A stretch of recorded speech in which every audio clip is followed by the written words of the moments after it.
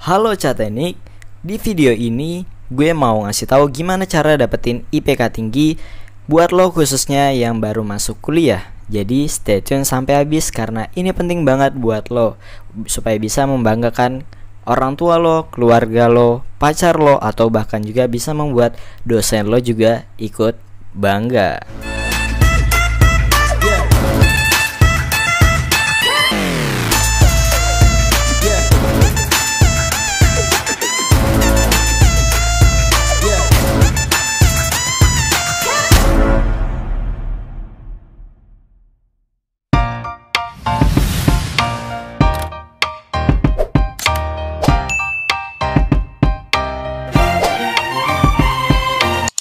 Kita lanjut video ini. Seperti biasa buat kalian yang belum cuci tangan dulu. Kalau udah cuci tangan langsung aja subscribe channel ini, karena di channel ini akan membahas informasi menarik mengenai seputar dunia perkeretaapian. Sesuai yang gue bilang di awal tadi, gue akan berbagi 5 tips atau 5 cara supaya IP atau indeks prestasi kumulatif bisa di atas 3,5, khususnya buat lo para cah teknik. Di sini gue akan membagikan hal-hal yang gue lakukan selama kurang lebih 4 semester gua kuliah. Pertama, rencanakan IPK kamu. Jadi yang pertama-tama banget kalian harus lakukan adalah menuliskan target IPK kamu. Misalkan kalian mau IPK-nya 3,6, 3,8 atau bahkan nilai sempurna 4,0, itu kalian tuliskan dan jadikan itu sebuah target IPK kalian. Jangan takut, bukan berarti kalian harus segitu terus. Jadi di awal misalkan target kalian 4,0, terus kamu lama-kelamaan wah jadi merasa ini kayaknya nggak mungkin deh gue bisa dapat IPK 4,0. Nah itu bisa dievaluasi dan diganti targetnya, misalkan diubah jadi 3,8. Itu sangat memungkinkan di tiap semesternya setelah kalian mendapatkan hasil nilai yang didapatkan dari semester sebelumnya. Tuliskan IPK yang kamu inginkan tadi di buku catatan harian, atau bisa juga di dinding kamar kamu itu dibuat semacam tempelan berapa sih target IPK yang kamu inginkan setelah nanti lulus. Kenapa itu penting? Karena supaya kalian bisa mengingat terus target yang kalian inginkan. Setelah kalian mengetahui berapa target IPK kamu itu, kamu juga harus menyusun agenda belajar selama kurang lebih 3-4 semester kalian kuliah. Kedua, optimalkan waktu di kelas. Nah menurut gue, kadang teman-teman itu termasuk gue sendiri suka melalaikan atau tidak mengoptimalkan waktu selama di kelas. Emang sih banyak banget godaan-godaannya, mulai dari lo main games, main HP, lo ngobrol sama teman sebelah lo, atau lo suka nyoret-nyoret di buku catatan lo main TikTok, bikin video TikTok, atau lo malah ngerjain tugas buat mata kuliah selanjutnya. Padahal waktu di kelas adalah waktu yang sangat optimal buat lo mempelajari atau memahami materi yang diberikan oleh dosen tersebut. Sangat penting ketika kita sedang berada di dalam kelas, kita harus bisa berkonsentrasi. Kita juga harus melibatkan diri kita terhadap dosen tersebut. Dosen itu ngejelasin apa sih, membahas materi apa gitu kan. Ketika ada diskusi kita terlibat di dalamnya, atau ketika dosen bertanya kita bisa menjawab, atau sebaliknya. Dan kalau misalkan kita nggak paham, kita tanya langsung di situ. Jadi benar-benar kita memanfaatkan waktu dan mengoptimalkan waktu kita selama di dalam kelas. Jadi jangan sampai kita hanya sekedar cuma ingin tanda tangan di daftar kehadiran supaya kita gak di absen. Kalau kita benar-benar memanfaatkan waktu di kelas selama proses perkuliahan, nah itu udah enak banget sih menurut gue. Jadi lo keluar kelas udah paham seharusnya ya kan. Jadi apa yang diajarkan oleh dosen itu kita udah tahu banget deh pokoknya, karena kita udah fokus waktu di dalam kelas. Kalau kita udah paham, sehingga waktu mendekati ujian kita udah gak perlu lagi mengulang materi dari awal lagi ya kan. Dan itu sangat ngebantu lo banget, sangat mengurangi beban pikiran lo waktu mau ujian. Yang ketiga, persiapkan SKS. Pasti diantara kalian ada yang nanya nih, emang gak apa-apa ya sistem kebut semalam? Nah SKS atau sistem kebut semalam bagi gue memang kadang suka terjadi karena kesibukan lo itu sendiri gitu kan. Entah karena kegiatan organisasi lo, kegiatan tambahan lo di kampus, kegiatan tambahan lo di luar, sehingga membuat agenda lo itu menjadi padat, lo menjadi sibuk gitu kan. Akhirnya gue SKS. Nah tapi yang paling penting kita harus mempersiapkan SKS-nya itu sendiri. Jadi SKS itu bukan berarti kita belajar sehari sebelumnya dimulai dari nol ya, bukan kayak gitu. Kita itu tinggal mengulang apa yang udah kita pelajarin sebelumnya. Makanya yang tadi gue bilang prasyaratnya yang pertama, lo harus belajar di dalam kelas. Jadi lo harus fokus dalam kelas. Ketika dosen menjelaskan, menerangkan, lo itu udah paham gitu kan. Lo udah punya basic ilmunya gitu kan dari pemahaman yang diberikan oleh dosen. Yang kedua, lo itu juga harus mempersiapkan bahan belajarnya. Nah, bahan belajarnya ini bukan berarti lo punya bukunya, lo punya fotokopian ringkasan, udah kelar. Enggak, bukan kayak gitu. Jadi maksudnya kita punya sesuatu yang udah diproses dulu. Kita udah punya bahan belajarnya.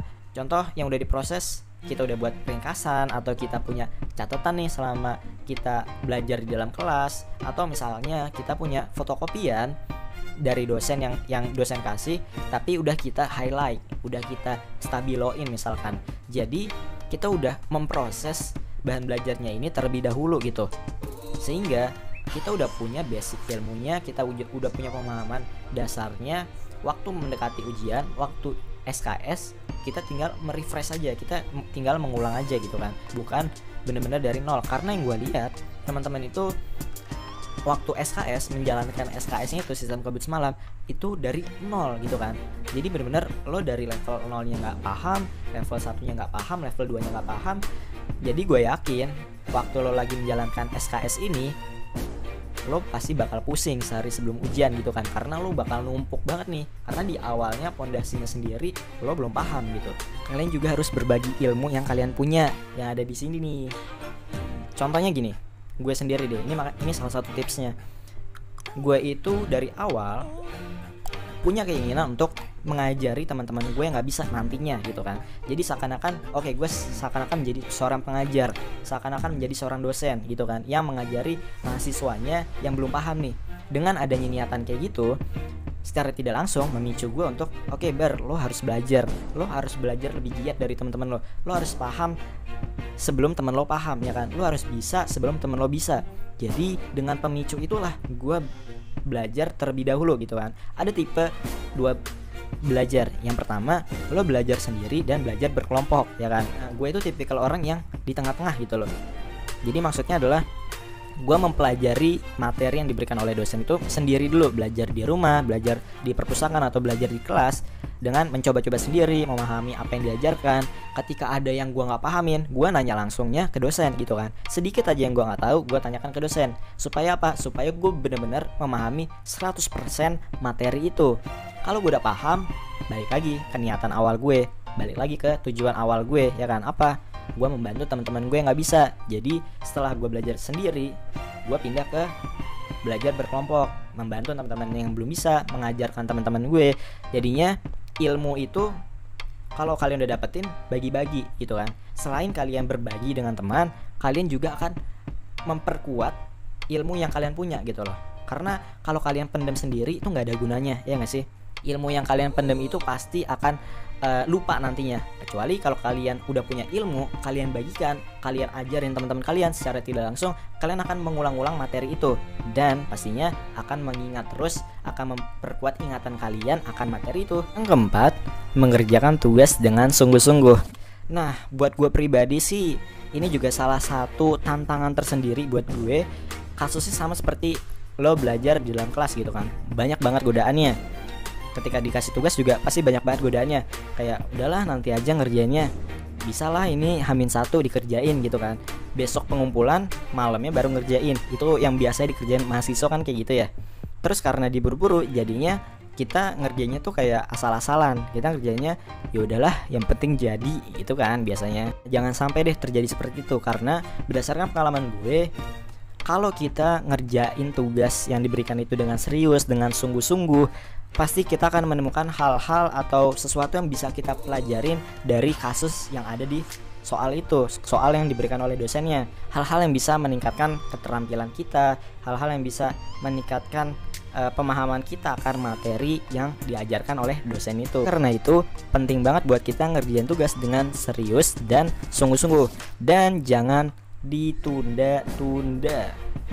Karena kalau kita tidak menunda tugas itu, kita mempunyai banyak waktu untuk mengerjakan tugasnya, sehingga kita bisa mengerjakan tugas, mengerjakan persoalan yang diberikan dosen dengan baik. Yang kelima atau yang terakhir, jaga keseimbangan antara akademis, non-akademis, dan juga rekreasi. Sebagai mahasiswa, kita pasti mempunyai titik jenuh atau titik bosan. Gue sendiri orang yang gampang bosan, makanya gue suka mencari kegiatan yang baru, mencari kegiatan selingan lainnya. Oleh karena itu, selain kuliah, di dalam kampus juga gue mengikuti kegiatan organisasi, dan di luar kampus juga ada kegiatan-kegiatan lainnya, sehingga kita itu bisa tetap segar, supaya bisa semangat lagi, bisa refresh lagi. Waktu lagi belajar kita bisa enjoy lagi. Nah, kalau kita udah punya kegiatan akademis, non akademis, jangan lupa kalian buat agenda supaya bisa membagi-bagi waktu kegiatan kalian. Ingat, sebagai mahasiswa kita punya tanggung jawab untuk mempertahankan kualitas kita dalam belajar, mempertahankan nilai kita, akademis kita. Jadi kalau kita punya kegiatan-kegiatan lainnya itu boleh-boleh aja, tapi kita juga harus bisa manajemen waktu. Kita harus bisa membagi-bagi waktu dan mana yang menjadi prioritas kita. Dan lupa rekreasi, main sama teman, main sama keluarga pastinya. Kalau misalkan kalian punya hobi renang, lari, itu kalian lakukan. Kalau misalkan kalian real fans, kalian bisa hunting sesama real fans lainnya, kayak gitu kan. Jadi kalau kalian punya hobi, kalian harus menyempatkan waktu untuk rekreasi. Jadi harus menyeimbangkan nih antara akademis, non akademis, dan rekreasinya itu sendiri. Jadi 5 tips yang gue kasih tadi, yang paling utama itu adalah komitmen. Nah, komitmen ini penting banget sih menurut gue, karena kalau lo udah ngelakuin apa yang gue sebutin tadi dari semester awal, ya lo juga harus melakukannya di semester-semester berikutnya. Kenapa? Supaya lo bisa mendapatkan hasilnya dari apa yang udah lo lakukan selama tiap-tiap semester itu, ya kan? Makanya kalau lo nggak ngelakuin, atau lo ngelakuin di awal semester 1, 2, 3, tapi di tengah-tengah udah males gue, udah bosan atau gimana, ya percuma dong jadinya. Makanya lo itu harus komit, lo harus konsisten. Apa yang udah lo lakuin di awal, ya lo selesaiin sampai akhir. Dan selain konsisten, yang dimaksud komit adalah kamu itu juga harus berusaha yang setimpal. Maksudnya gimana? Kalau misalkan target IPK kamu itu 3,8, ya kamu itu harus mempunyai usaha ya 3,8. Jangan sampai usahanya cuma 3,2 atau bahkan cuma 2,8. Komitmen itu terdiri atas konsisten, melakukan kebiasaan-kebiasaan yang baik. Yang kedua, kalian juga harus melakukan usaha yang setimpal supaya bisa mendapatkan hasil sesuai target yang kamu inginkan di awal. Nah, segitu aja tips-tips yang bisa gue berikan kepada kalian. Semangat terus, semoga sesuai, semoga bermanfaat. Dan kalau di antara kalian yang punya juga nih tips-tips supaya bisa dapat IPK di atas 3,5, yuk share tips itu di kolom komentar di bawah. Nah, buat kalian yang mau tanya-tanya juga, bisa juga tulis di kolom komentar. Jangan lupa like video ini, dan kalau menurut kalian video ini bermanfaat, share video ini ke teman-teman kalian. Sampai jumpa dan kita ketemu lagi di video berikutnya. Bye.